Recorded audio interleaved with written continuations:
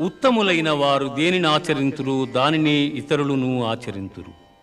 ఉత్తములు వేనిని ప్రమాణముగా అంగీకరింతురు, లోకమంతయు దానినే అనుసరించును. మయి సర్వాణి కర్మాణి సన్యస్యాధ్యాత్మచేతసా నిరాశీర్నిర్మమో భూత్వా యుద్ధస్వ విగతజ్వరః.